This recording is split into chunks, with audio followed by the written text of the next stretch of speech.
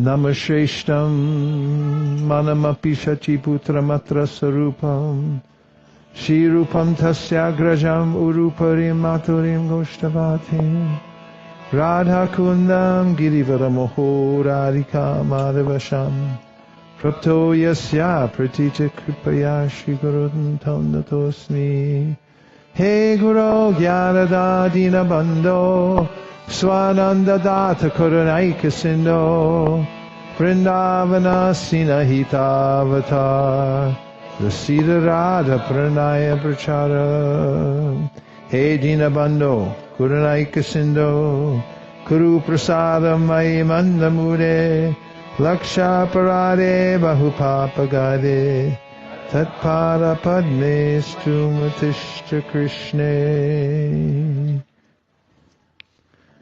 Naivo Payantya Patitim Gavayasthavesh, not in the book. Rama Yusha Prikritam Ridamuda Smadanta Yontar Bahishtan Ubritam Ashubham Patundvan Acharya Chaitya Vushusha Svagatim Vyanakti. So the Shri Upanishad says, Vayuranilam amritam atedam bashvantam shariram om krato smarakritam smara krato smarakritam smara. Let this temporary body be burned to ashes, and let the air of life be merged with the totality of air. Now, my Lord, please remember all my sacrifices, and because you are the ultimate beneficiary, please remember all that I have done for you.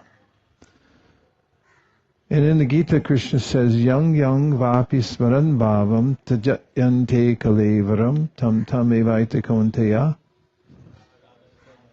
sadatad bhava bhavita. That whatever you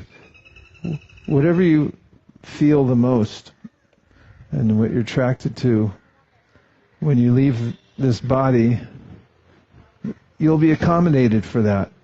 Accommodated means the material nature will give you exactly what you want. Shariram yaravapnoti yashap yukramatishvara rihit vaitani samyati vayur gandam ivashaya. You get a specific set of senses because of your bhava. So you have a specific desire. And even we know from the Bhāgavatam that when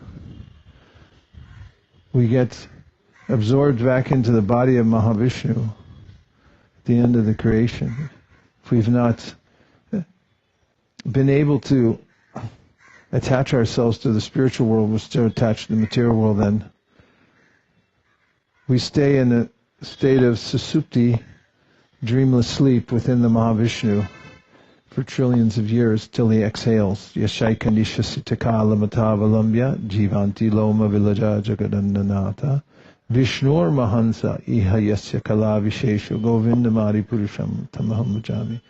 And then when all the souls come back out again, Krishna reminds everyone exactly what they wanted. Asau gunamayar bhavera bhuta sukshmendriyatma visva nirmiteshu nirvishto bhunkte bhuteshu tad gunan.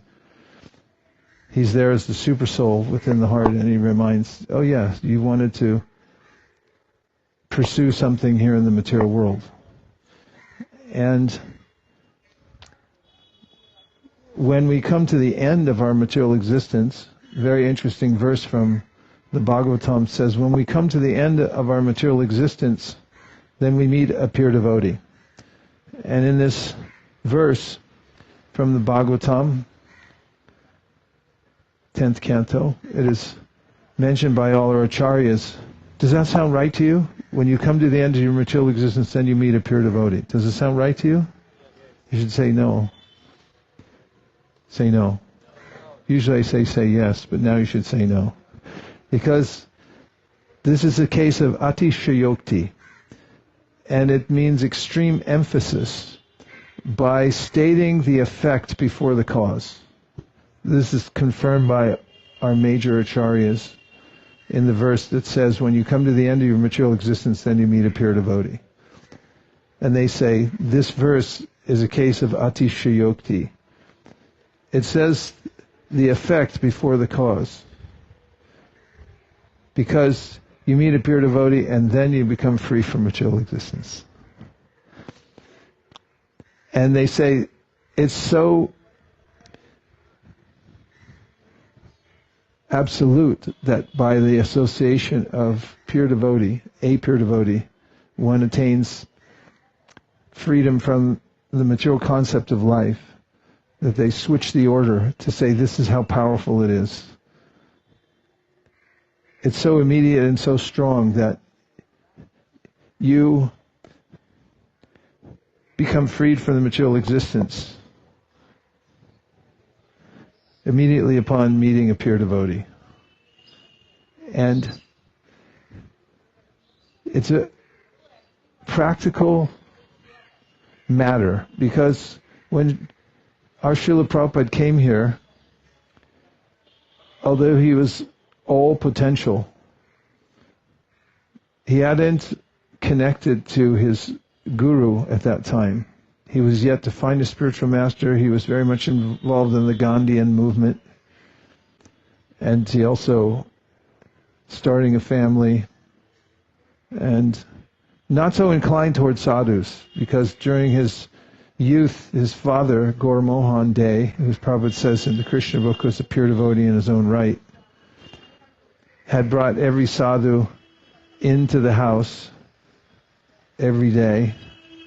Not every sadhu every day, but he had brought sadhus from every walk of life. Anyone who looked like a sadhu or said they were a sadhu, he'd bring them in and feed them, or sometimes he would give them a hookah because they smoked. So he's like, here, take whatever you want, but just bless my son that he'll become a pure devotee of Srimati Radharani. And the boy had seen so many charlatans. And of course, India, and especially in Bengal, there's no dearth of charlatans. Everyone can put up a little sign and say, Jagat Guru, and have a little business. So Prabhupada was reluctant to come here, but when he did, on the urging of a friend, he came here, right to this terrace. This building is exactly restored to its original state. We were here when they were rebuilding it, and we met the devotees, so expert. They used all the techniques that UNESCO uses. I saw at Angkor Wat in Cambodia, I went there once just to see the temple there. And UNESCO, international organization, there were big piles of stones or broken bits of wall and things, and they would label each one of them so that they could put them all together, thousands of them, so they could restore it to its original state. And that's the type of care that was taken here. The stairs that we walked up are the original stairs, and anything that could be preserved, the original materials for this building were preserved. And when Prabhupada walked up the stairs and he met his spiritual master, it's not as if his spiritual master touched him on the head and all of a sudden he became liberated. It's not that there was some light coming from his eyes, from Śrīla Bhaktisiddhānta's eyes. He spoke something to him. And what did he speak? He gave him service. He said, I'd like you to do this. And Prabhupada writes in the Bhāgavatam that the order of the Supreme Personality of Godhead is a manifestation of his internal potency. And it's by that potency that one comes to see the Supreme Personality of Godhead face to face. Where does that order come from? It comes from those who have service in the parampara. They've been given service because they approached somebody in the parampara who already has service, said, please, can I have some service? And service done sincerely always expands in the Krishna consciousness movement. You may take on some seemingly insignificant service, and if you do it sincerely, it'll expand. Not only that, you become famous in this life, and in the next life, you just go back to Godhead. That's the power of the instruction for service given by the pure devotees. So Prabhupada was given that because the Sankirtan movement is an active movement. It means there's something to do, and it's based on compassion for living beings. When the Gaudiya Math fell apart, literally, the devotees fell apart in mood. They fought with each other, internal battle. Prabhupada noted that they were more concerned with preserving their own stake in the properties and so forth, and not so much the service that Śrīla Bhaktisiddhānta had given everyone and asked them to cooperate. And when we go somewhere where the devotees, based on the order of Sri Chaitanya Mahaprabhu and the Guru Parampara, have received service, and they're performing that service, especially the service, as we can see from the mood of Śrīla Bhaktisiddhānta while we were just at the temple. He was saying this is a place to go out from, to give people Krishna consciousness. We're not meant to be comfortable here and simply live a life of wanton sense gratification at the expense of others. Then, once Srila Prabhupada received that instruction from his Guru Maharaj, he said it was something that he incubated in his heart for many years. It took him 12 years to get initiated. And after that, he said it took him till he was 70 years old to actually unfold the entire plan or idea that formed after his guru said, you should preach in the West. That's a big instruction. And when one has that instruction, then you have the direct connection to the spiritual world.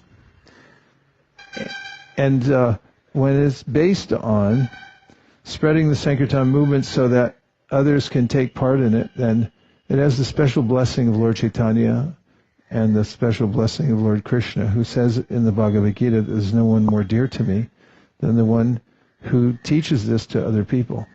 And you can feel the difference. If you go to an organization, even a Gaudiya organization, where they're not fixed in the principle of expanding the teachings of Lord Chaitanya Mahaprabhu so that more and more people can come into it, then you feel something that's, well, you don't feel anything.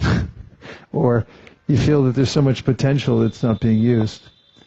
That any place, even a small place like Ultadanga, which was run down when Śrīla Bhaktisiddhānta took it over, at least that's my understanding, because Srila Prabhupada said it was a kind of a slum here, and they didn't have much money. It was in the context of Śrīla Bhaktisiddhānta Saraswati Thakur, after getting that Bhagbasar temple, and it's nice we went there first and then came here, he said although we were poor, we were better off in Ultadanga because the spirit for going out and distributing books and preaching to others was there. We were better off in Ultadanga. In fact, we had in St. Louis, when I was stationed there for some time, we were in an old building, and it was soon after condemned, after we lived in it. Should have been condemned before we moved into it. We had so many devotees living in that temple. It was an all brahmachari and sannyasi temple. There were so many devotees living in there, in that old rickety place. If you came in a little late at night, it was hard to find a place to lie down on the floor. And then there were these big cupboards, and sometimes you could sleep in there. You have to knock. It's like, I'm in here. So many devotees lived in there. And the plumbing didn't work. There was a hose in the basement that was attached to a pipe, and it was pointed downwards. And in the morning time, the brahmacharis would go through like a car wash and take a bath in the hose. Hose means no warm water.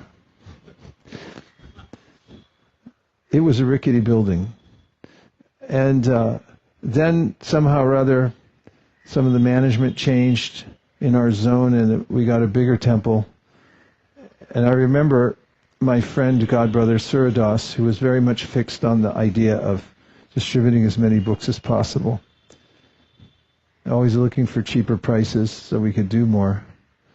When we moved to a bigger place that also had a mortgage, and we had to pay for it by taking money off the top of our book distribution and so forth, prices went up. He used to say we were better off on Laclede. That was where the condemned building was. But it was following in the footsteps of Śrīla Bhaktisiddhānta, because we had all heard Srila Prabhupada say that his guru said we were better off in Ultadanga.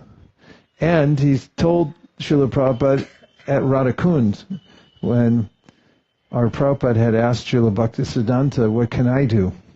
He felt like an outsider in some ways, because most of the Matbasis, there were sannyasis and brahmacharis, and he Srila Prabhupada was a grihastha with children and a business, and he could come occasionally. And then, of course, he took vanaprastha. He was living very simply, and he was looking for service. His guru had told him that, I think it would be better if we took the marble from the temple in Ultadanga and sold it, and then we could print some books. That was his mood. Because,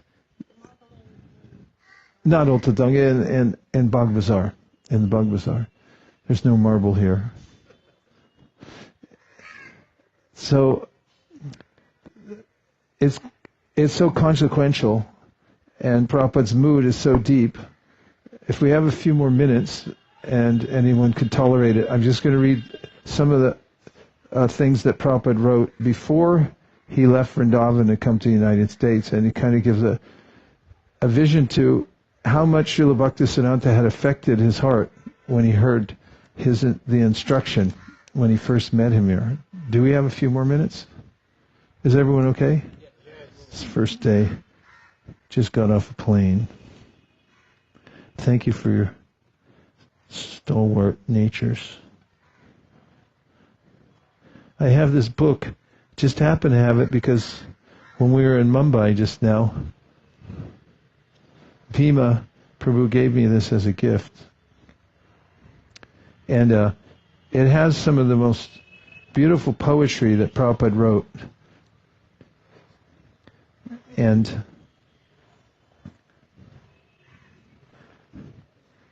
I'm going to read just some part of it. It's called Vrindavane Bhajan, worshiping the Lord in Vrindavan. And keep in mind that Prabhupada had received the order of his spiritual master. He had been part of the Gaudiya Math, and he was observing how the Gaudiya Math was becoming dismantled because of the legal cases and so forth that were taking place.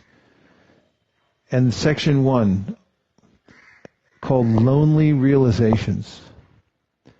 I am sitting alone in the transcendental abode of Sri Vrindavan Dham.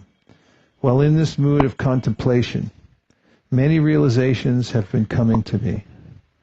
Although I have my wife and sons, daughters, grandsons, everyone, they all consider me to be a total failure in life, simply because I have no money. O Sri Krishna, you have shown me the naked form of material nature. By the power of your mercy upon me today, I have become disgusted with it all.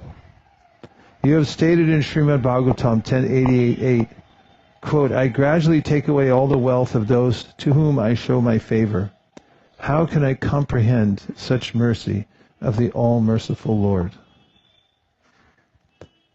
Section 2, a list of names. Seeing that I am penniless, everyone has now abandoned me, my own family, my other relatives, and even my so-called friends.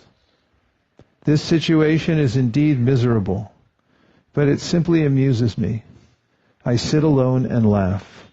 In this mundane world, material world, who are my loved ones? Where have my affectionate father and mother gone now? And where are all my elders and other relatives who were my own folk? Who will give me news of them now? I ask you, tell me who. All that is left of this so-called family is a list of names. Section 3, froth on the seawater. The froth upon the seawater arises one moment and disappears the next. The play of Maya's worldly illusion is exactly like that. No one is actually a mother or father, a family member or relative. Everyone is just like the froth on the seawater, existing for only a moment. Just as the froth on the seawater dissolves again into the sea, the body made of 5 material elements merges again with these elements after it dies. How many fleeting forms does the embodied soul take in this matter? His so-called family members are only related to this temporary external body. So you can see the mood of Prabhupada, that he had been in family life, then he took vanaprastha, and he had come to Vrindavan, and he was sitting and contemplating how to spread his spiritual master's movement after he had received the instruction here. I'm reminded also of this principle of receiving an instruction from the spiritual master, from Mukunda Goswami Maharaj. And in his book, Miracle on Second Avenue, have any of you read that? 1, 2, buckle my shoe. Nope. I highly recommend it. Actually, don't read it. It's too deep. When I finished that book, I was morose for 3 days. Have you ever read a book like that? You finish and you go, what do you mean it's finished? I want more. I can't live without this book. That's how I felt when I read his book. And in one section, it reminded me of this Ultadanga pastime with Prabhupada and Śrīla Bhaktisiddhānta. Mukunda Goswami, it was Michael, when he was in New York City. He was a musician. He and his wife Janaki, they weren't initiated yet. And they had met Prabhupada, and they had helped him. So actually, he showed up at their apartment one day after they had met him, and he was having a crisis because the young man who was sharing his apartment on the Lower East Side had become crazy. He was crazy, but he had an episode. He had also done things like leave a bar of soap on the shower floor, and Prabhupada slipped and almost injured himself. And the boy apparently was taking psychedelics. Anyway, Prabhupada realized that he had to get away from him because he at one time became violent. So he came and called Mukunda Goswami, and Mukunda Goswami described at that time he and his wife woke up late. There were cartoons on the television set. I think they had a dog. And they said, wait, actually one of Prabhupada's followers was with him, and he called and said, Prabhupada wants to come to your place. And he said, well, wait a minute, we're not ready. He said, where are you? He said, we're just downstairs on the payphone. And he said, well, no. And then they hung up, and just a couple seconds later, Prabhupada was at their door. There's no chance to cover their tracks the way the apartment was in disarray. Don't you hate that when that happens? It's better to always be ready. Anyway, they were in a certain state at that time of their life, so Prabhupada came in and he told them that he needed to find a place. They felt, oh, he can't stay here, so they took up a collection and they were able to get him 26 2nd Avenue. Do you know this history? Yeah? 26 2nd Avenue. It was a little storefront. There was also an apartment available in the back. So they took them both. And when Prabhupada was signing the lease, he sold a set of books to the person who was in charge of signing the leases and made him a life member. So he got a discount. And it's coming to a good point. And that is, Mukunda Goswami describes in his book how that was part of what had happened in his life. He had met the Swami, as they called him at that time, and he had his own ideas about his life, of what he wanted to do. He's a musician and he wanted to go to India and learn sitar. So he was on his way, he was leaving Prabhupada. It wasn't that he felt, I have to stay here forever and serve the Swami. He thought, okay, I did that, now it's time for me to go.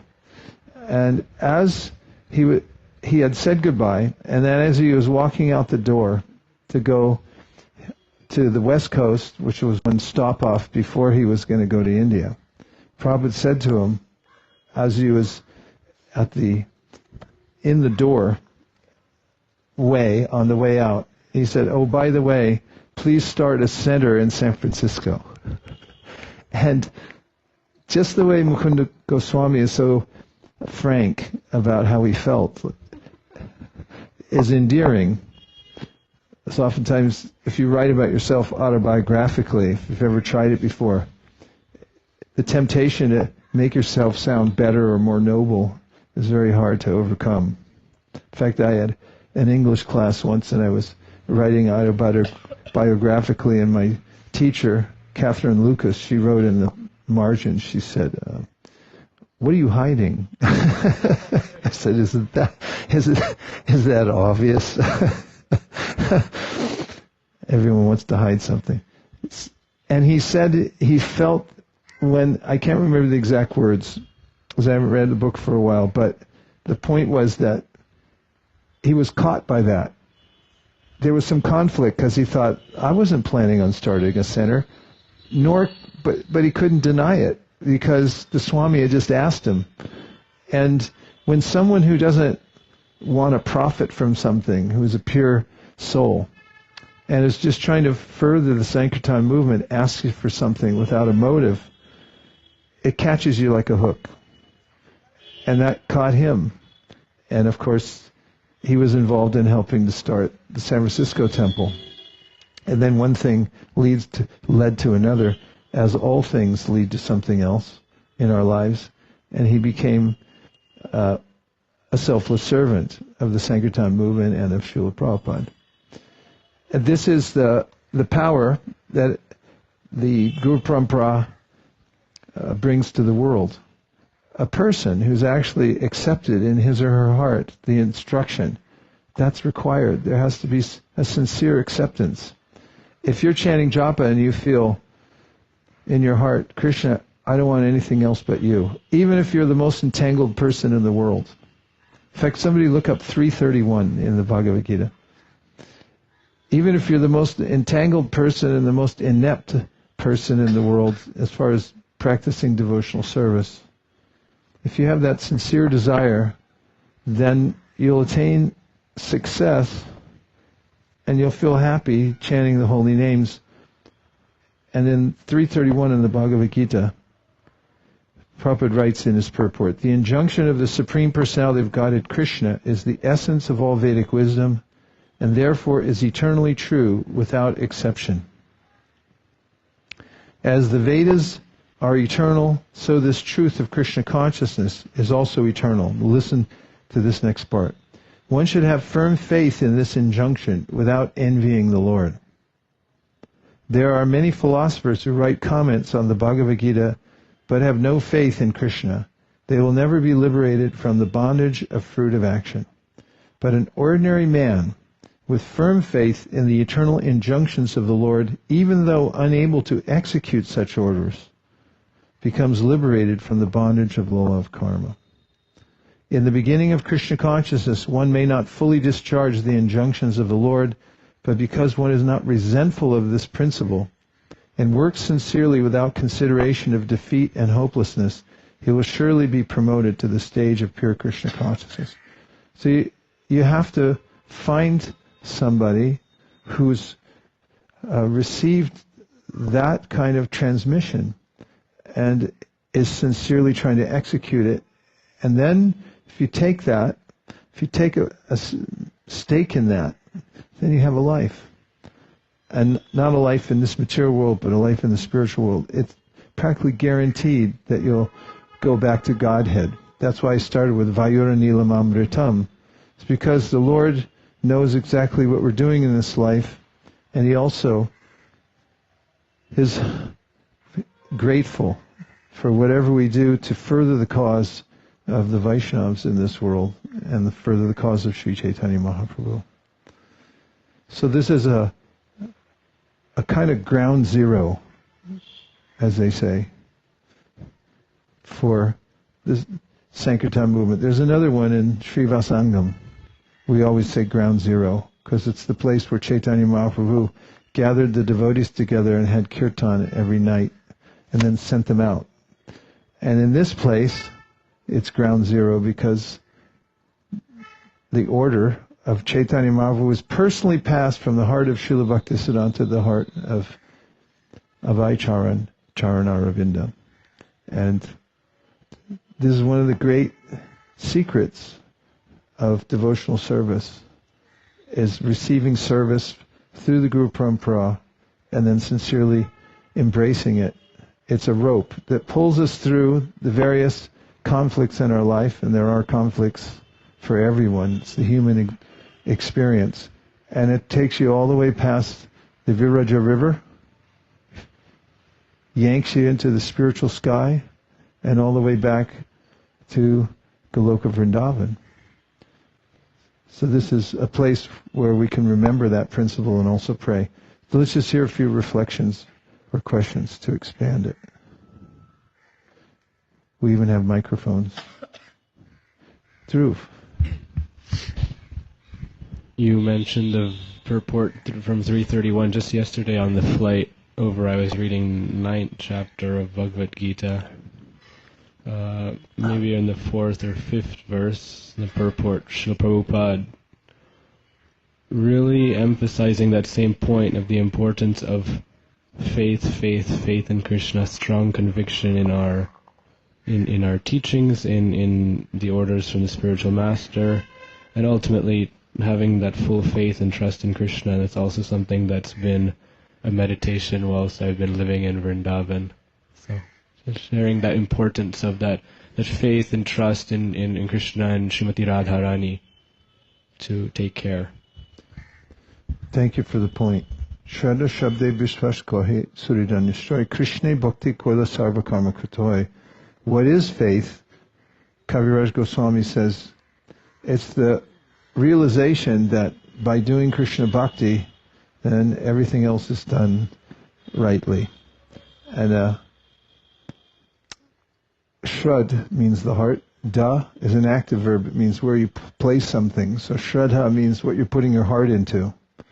External circumstances may seem otherwise, but when you have that sense that I only want Krishna, I only want devotional service, and you put your heart into it. You can't always get what you want in this world externally because of the force of circumstances.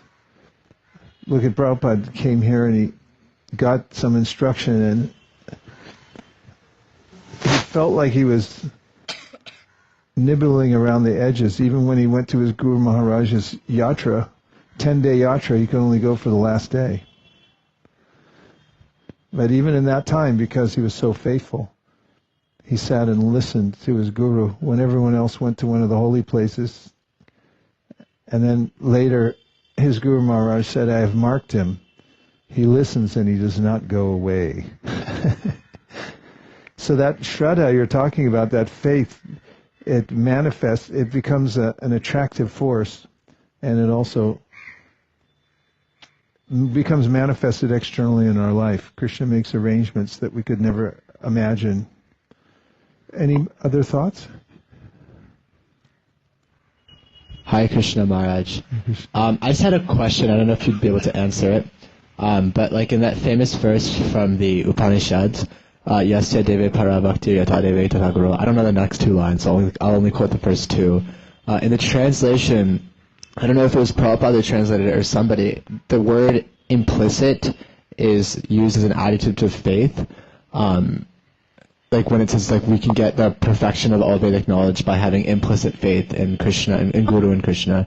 Can you describe the importance of the word implicit? I think sometimes I feel like my faith is very not implicit. It's very, very weak, and it's not reflected in my actions. I'm not sure exactly what the importance of the word implicit means and how we should develop that. Let's see what it means first. I can see Madhuri Radhi's already looking it up. There's a mic coming to you by Postal Express. Implicit, suggested, though not directly expressed. Always to be found in, essentially connected with. With no qualification or question, absolute. That's the meaning in that context, that it's absolute. Just as Prabhupada, in the beginning of the Bhagavad Gita, he says that if you don't accept Krishna as the Supreme Personality of Godhead, there's no sense in reading his instructions. He said, therefore, if you don't have that implicit faith in Krishna when you're reading the Bhagavad Gita, that he's the Supreme Personality of God, just suspend disbelief for a little while and pretend that you do. It's a good trick. What's its importance? It's the essence of our practice of devotional service. When one has this complete dependence on the order of the spiritual master and on Krishna, then one is able to bypass all of the other situations in life that are distractions to the process of devotional service. Even if one has to take them up because of external circumstances. I keep saying that because there are two aspects to our lives, and Prabhupada's life shows that you can't always get what you want. And I'm not going to say the other line, but I will say that if you have implicit faith in Krishna and the spiritual master, then you can go through all the challenges of life, the material ocean which is tossing you, and not be affected. And if you don't, then it becomes relativized.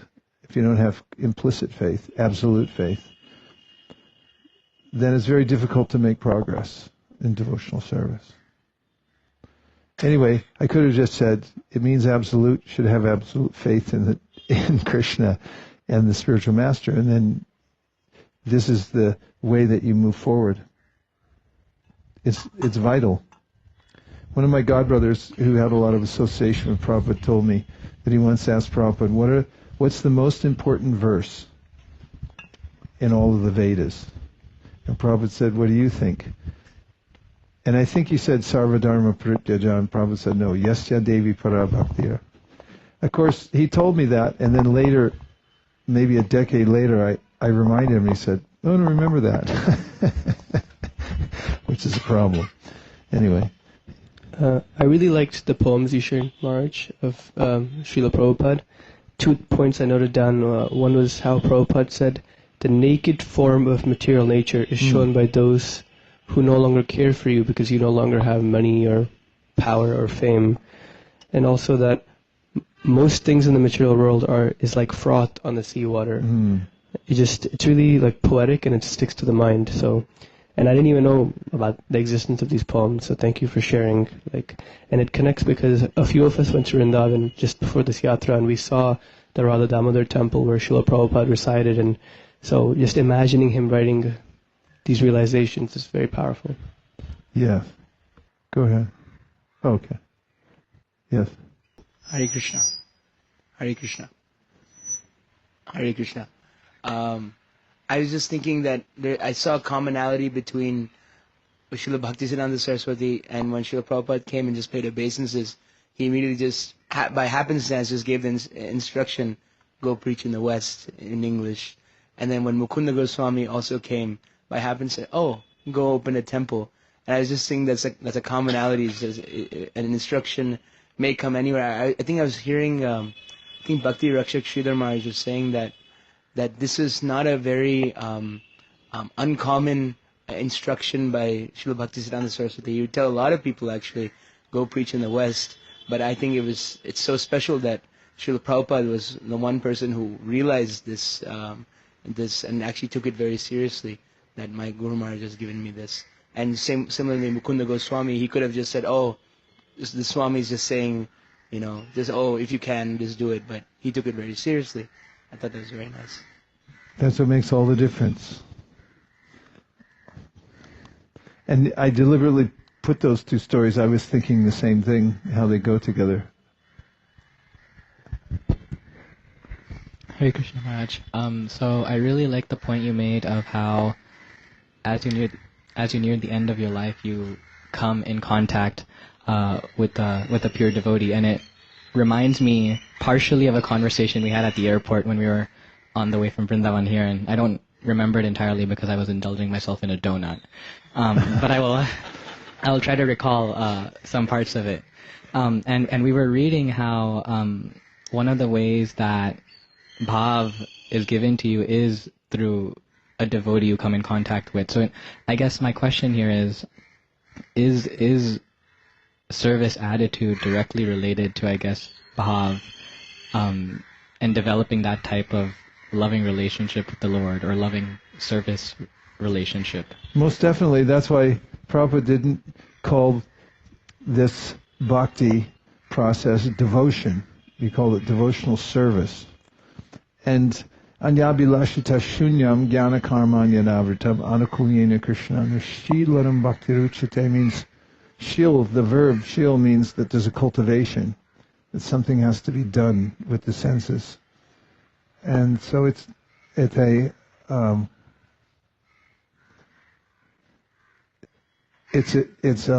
vital that there's something given that can be enacted, that can be taken up. So in this case, when it mentions that bhav is given by a pure devotee, I'm so sorry, I forget the textual reference, but it most probably means that it's the action of giving devotional service.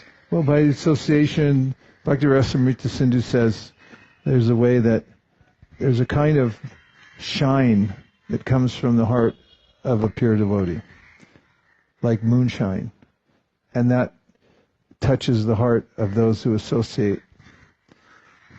And it's in a context also that if you make an offense to pure devotees, then you can lose the effect of that shine or that bhav. Your bhav can be degraded. You can be moved down a few notches in the process of devotional service if you become offensive towards devotees. But there is description about how there's external cultivation with the senses, and there's also an internal cultivation of devotional service. And in a very preliminary stage, that internal fixity in devotional service and a feeling for Krishna might not have awakened yet. And therefore it's important to have those pure devotees like Rupa and Sanatan to follow in the footsteps of. And this is something that is mentioned in the Bhakti-rasamrita Sindhu, and it's something also that has been talked about by our acharyas like Vishwanath Chakravarti Thakur, that it's not just an internal cultivation, but it's also, we're meant to follow in the footsteps of Rupa and Sanatan, not that we can just assume they're bhava, but by emulating the way they perform devotional service in this world. They have their eternal forms in the spiritual world, but we follow them in this world. What did they do? It's described, Nana Shastra Vicharanaika Nipano, and Tyakvaturnam Ashesham Nilapati, and they're very practical ways. The Srinivasacharya describes the Goswamis headed by Rupa and Sanatan. They had their hard hats on. I mean, they were excavating places so they could build a temple. If you've ever done that before, it's a very active process of picking different kinds of stones and where it's going to go and telling the crew where to lay something. In fact, I just heard Prabhupada say the other day in a talk, he said Haridas Thakur, he chanted 64 times 3 every day. He said Rupa Goswami may not have chanted as much. He said because he was busy writing books and doing other things, opening temples and so forth. And we are to emulate that. We are to, of course, Sankhya Purvaka Nama Gana Natabi. We have to keep our minimum requirement for chanting, but we also follow in the footsteps of the Goswamis. They took up the order of Chaitanya Mahaprabhu to build the foundation so that Krishna consciousness could be spread all over the world. That's a high sadhana to take that up. And by such service, Shushusho Shuddhanasya Vasudeva Kataruchi. Ruchi means bhava, it means taste.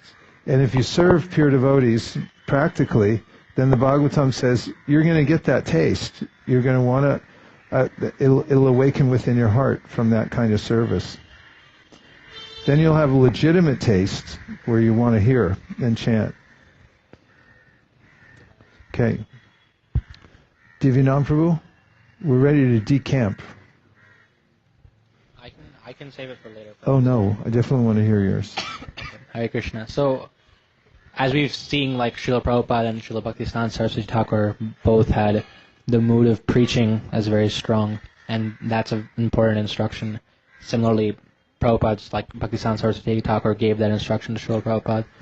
But we see Prabhupada took a long time before he properly acted on that instruction.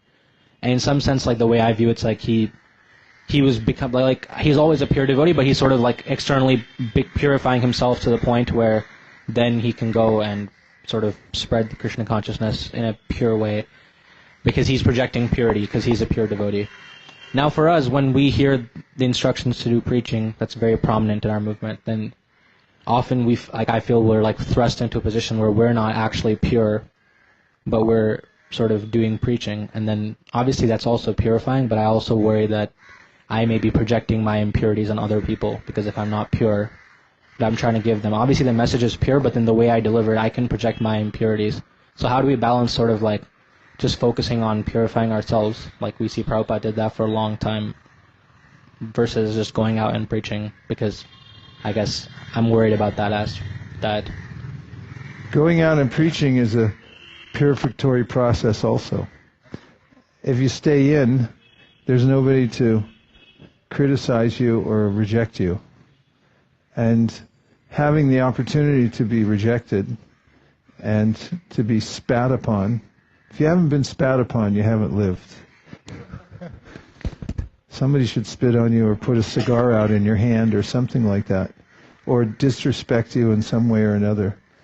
And Śrīla Bhaktisiddhānta said, you get chid rakta for your chid sharira. Means you get spiritual blood for your spiritual body by going out and being maligned by materialistic people who don't understand what you're doing. Still, in order to maintain any kind of preaching, we have to have our own bhajan. We have to chant Hare Krishna in such a way that we don't want to stop. At least we should be endeavoring for that. Otherwise, what do we have to give? Preaching really is offering the overflow of what you have. And when you read Bhagavad Gita and you feel that this is the best thing that anybody could ever hear, it's so important and it's so ecstatic, to use the most overused word in ISKCON, that you feel compelled to go out and show it to other people. Joy wants to share itself with other people. When you win something, or you call somebody and you say, "Hey, I just won something," right, Sridham? If you won something, you'd probably tell, right? You didn't keep it to yourself and just not tell anybody. So it's the same way with preaching. And everyone has a different situation in their life. Prabhupada had a particular situation when he came into the process of devotional service. He was always in the process of devotional service, because he was in a pure devotee family. And actually, you can see acharyas come to the world and they go through a progression so they can show by example how it is that you deal with your life. And when Prabhupada got married. Somebody said, pure devotee, why'd you get married? That's a question. And Prabhupada, after he got married, said, I don't like this wife. And he told his father, it's like, I want another one. And his father said, no, don't do that. And he surrendered to it. That's one example. But if you go through Prabhupada's life at each juncture, at each age, and every age we experience in our lives that has different circumstances and responsibilities, he did the right thing at every turn. In any case, we've been given an opportunity to preach by Prabhupada's magnanimity, and it doesn't require that we have to go to Vrindavan for 10 years and sit down and chant, or even Śrīla Bhaktisiddhānta chanting 1 billion names before he would preach. Although, as I said, we should keep our bhajan very strong. Otherwise, what will we say? Or why would we even go out? If we don't like Bhagavad Gita, why would you sell it? Why would you approach strangers in countries all over the world and say, here, you should take this? Only if we have that kind of insight. So, Prabhupada, just last thing, he was aware of the fact that somebody could just get into a preaching movement and not take advantage of the literature, as example, in book distribution, because he told a group of us in San Francisco, when we were sitting there and our temple president read the scores to Prabhupada that we had just done recently, and his response was nothing to do with the scores. He didn't even acknowledge it.